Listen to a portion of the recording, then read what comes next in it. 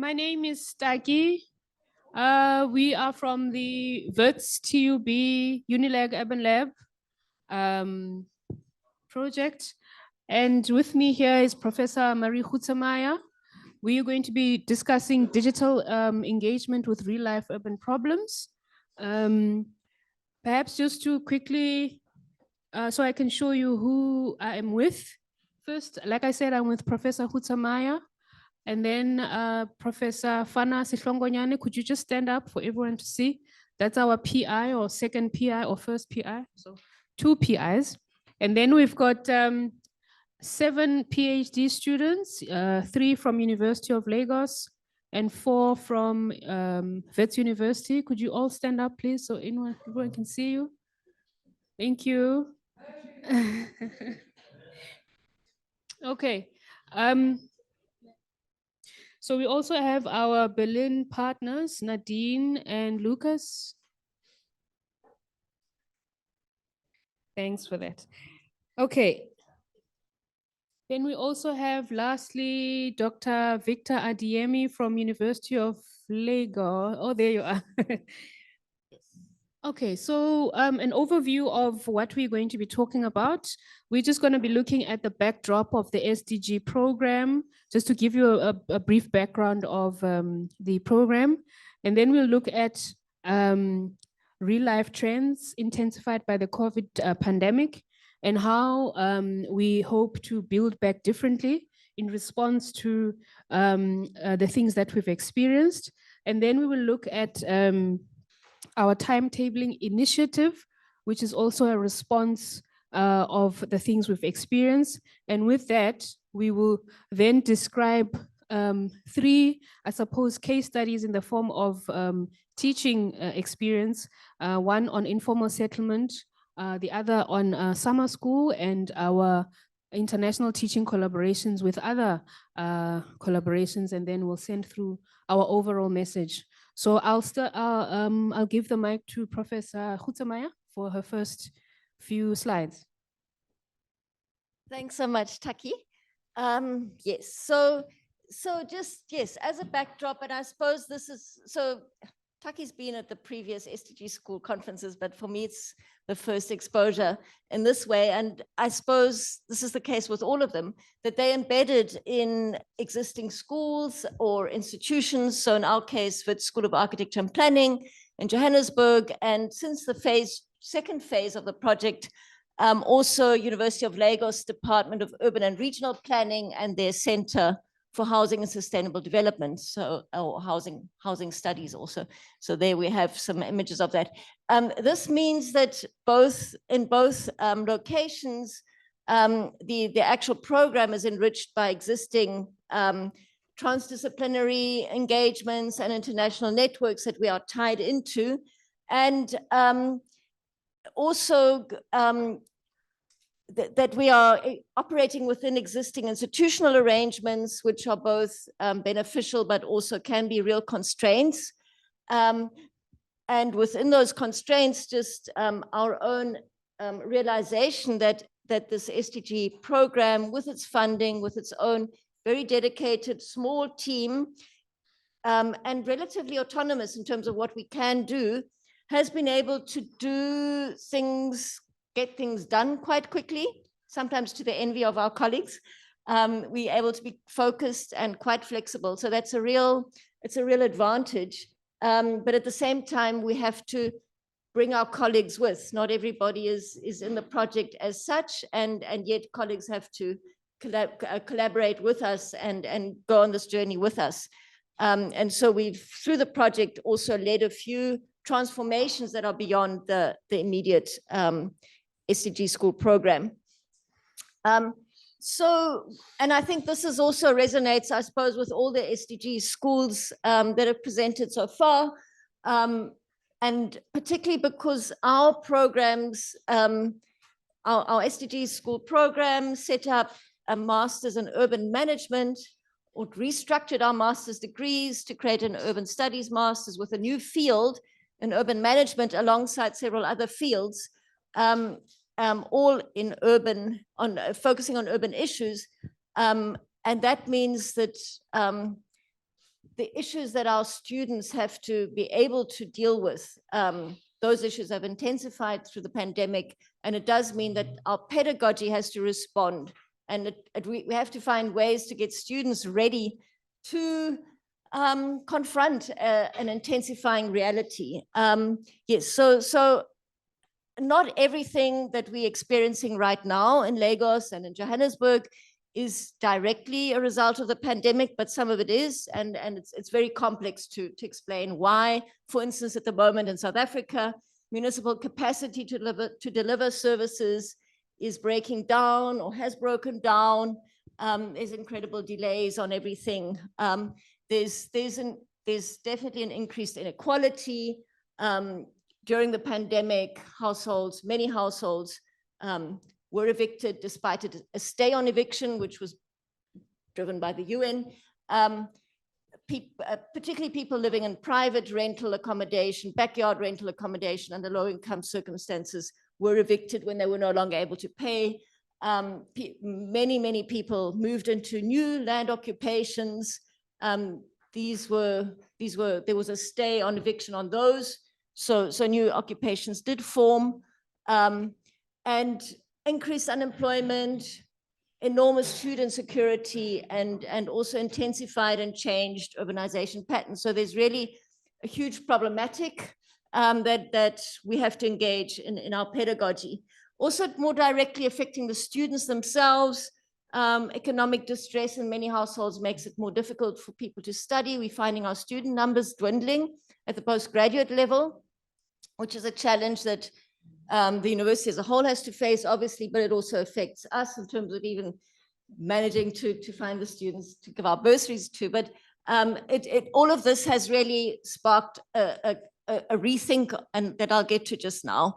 And our colleagues in Lagos are finding that there's even more congestion now around the university, even harder now for students to find accommodation. All of that also affects the feasibility of actually offering postgraduate degrees. And then also a real issue that's already been mentioned yesterday, I think, directly affecting the cooperation is this issue of international relations. We don't know quite where the problem lies, whether it's just administrative breakdown in all three countries, but visa problems have become more intense, visa refusals or delays in all three directions, but particularly bad is South Africa. South African Home Affairs is perhaps the worst. So how do we hope to build back differently? And yes, we're aware that it's a bit of an overused word, but we are trying to think about how this pandemic has, yes, catapulted us into online work, and yet everybody's just going back to business as usual. Many people are just teaching their courses again the way they did before. The administration is also going back to normal. More or less, the world is going back to business as usual. But there are new digital platforms. Many of them we haven't explored yet. Many of them are emerging. We still have to get our head around what AI is going to mean in terms of perhaps new ways of doing things as well. There has to be an overhaul of administrative processes to support the kind of change that is needed.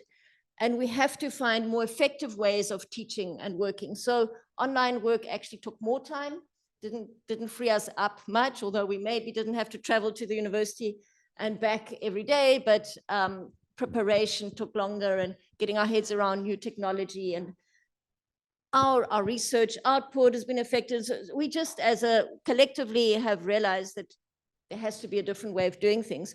So, and yes, we have our networks and engagements, and we'll talk a little bit when we talk about those 3 case studies, how those have been, how working online has helped us with those engagements. But the one thing we realized around which we want to leverage change is a timetabling initiative. And this is to rethink entirely how we deliver our degrees, how we timetable them or release them. And so I'll just have a separate slide on that initiative.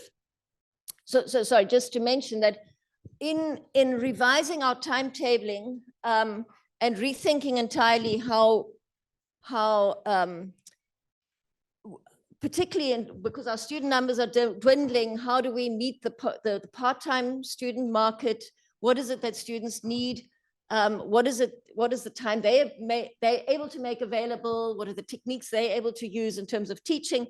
How do we devise a new way of releasing our degrees that still optimize field trips and that engagement with this intensifying real life reality that we have to teach about, that still has the one-to-one and classroom engagement and the enrichment of students being together in a room, and that leverages our networks and how do we, and that uses online and so on. How do we optimize that?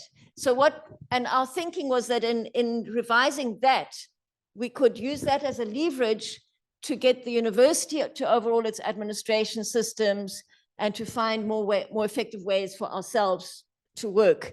And that's just also to mention that when we first approached our University Teaching and Learning Center to say, can you help us? We want to revise our timetabling. They didn't understand what we wanted to do, and nobody had even thought about it at all. And everybody's just still teaching like one day this, one day that, one day that, and if you're part-time, you just have to navigate it somehow. So what we did is we started off with an international webinar on timetabling, on how our sister programs all around the world, from Ecuador to India to the global north, several leading institutions in the global north and some in the south, were on the African continent, were navigating this issue of timetabling. How are they doing it? What issues are they dealing with? And it was a wonderful workshop where we realized we're all in the same boat. Nobody's actually got it right. Nobody's thinking about it, and nobody has the capacity to really overhaul and think about it in an entirely new way, but everyone's realizing it has to be done. Some have the luxury of only having full-time students because they're fully funded.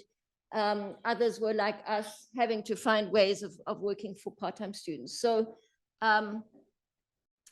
from that international webinar, we took some ideas forward, but we first of all took stock, and this was like a very complicated exercise, took stock of all the courses we're offering and what they need in terms of physical engagement or online, what can be done, what can't be done, how do they interface with one another, intersect, who's teaching what and what else. So that there's so many ripple effects on everything.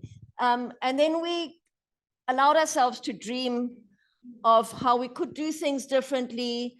And we really had to motivate our colleagues to come along with us on this journey, colleagues outside of the program.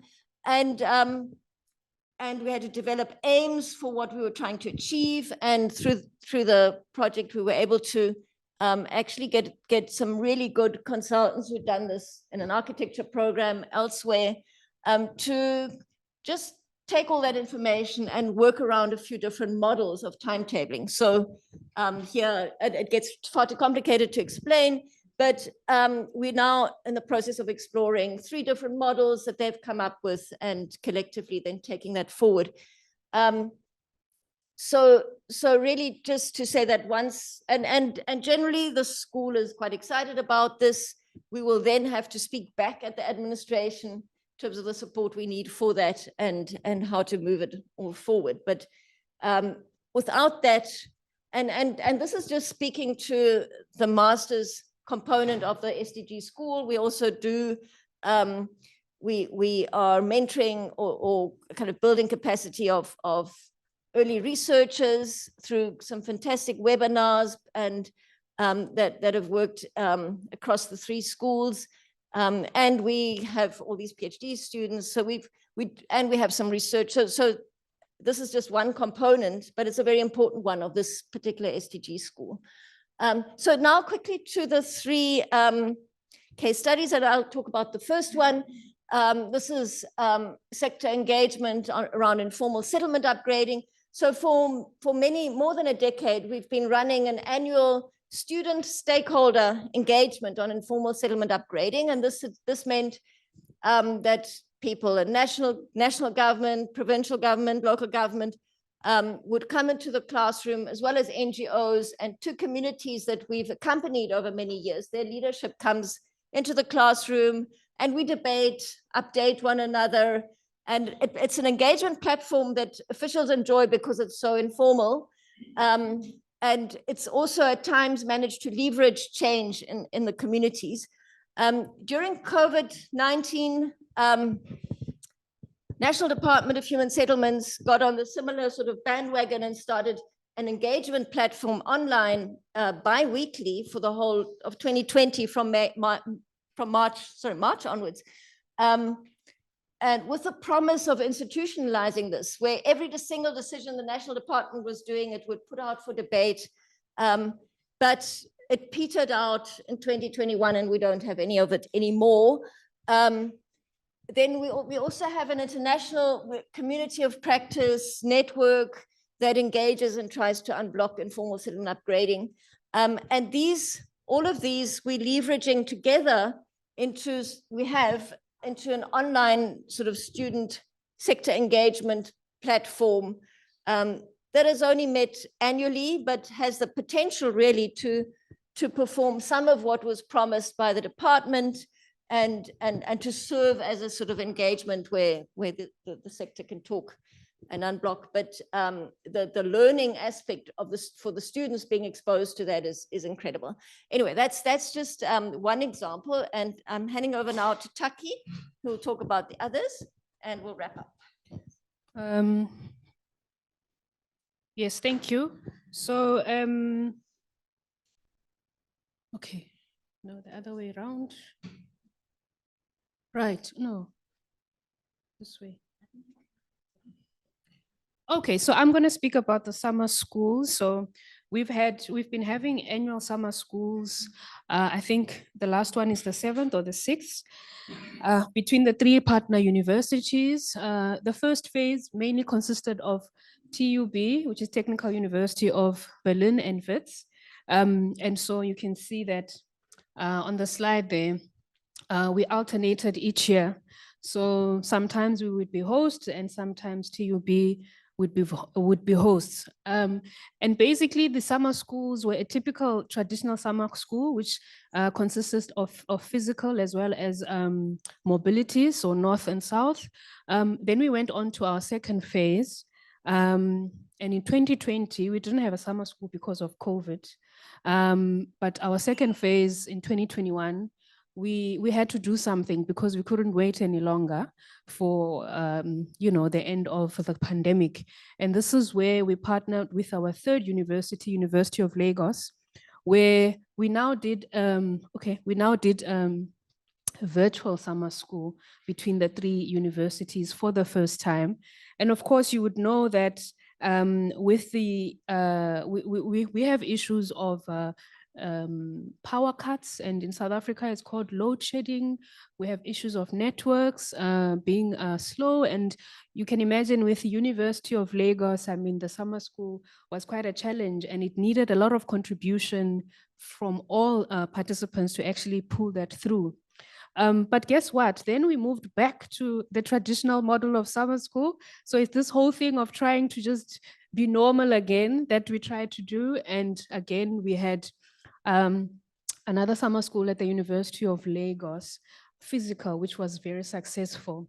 But what we try to do differently now is try and do a mix of everything. So hybrid, physical, and so on. So in our last summer school, unfortunately, our University of Lagos students didn't come because of visa, and that needed an instant overhaul of what we needed to do.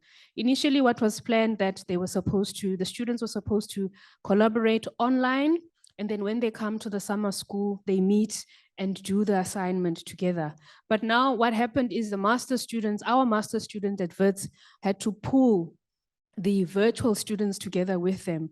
And we used platforms such as Miro and Slack, Zoom, and so on. And thanks to an individual somewhere there, Mr. David Bauer from Technical University, he really assisted the students to kind of move forward, you know, in a state of panic, because suddenly the group work exercise couldn't happen because someone didn't have a visa and so on. But nonetheless, it was a success.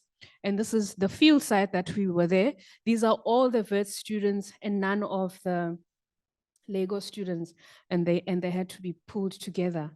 The second or the third final collaboration is that our project is linked to other international collaborations that are not part of us. And one of the collaboration is with the University of College London. What the model of teaching there is that first, students do online teaching individually and self-paced, then they move to hybrid, and then they move to physical, and finally we do a field work. And our overall message really is that, you know, we have been challenged with real life challenges, and they're becoming more and more intense.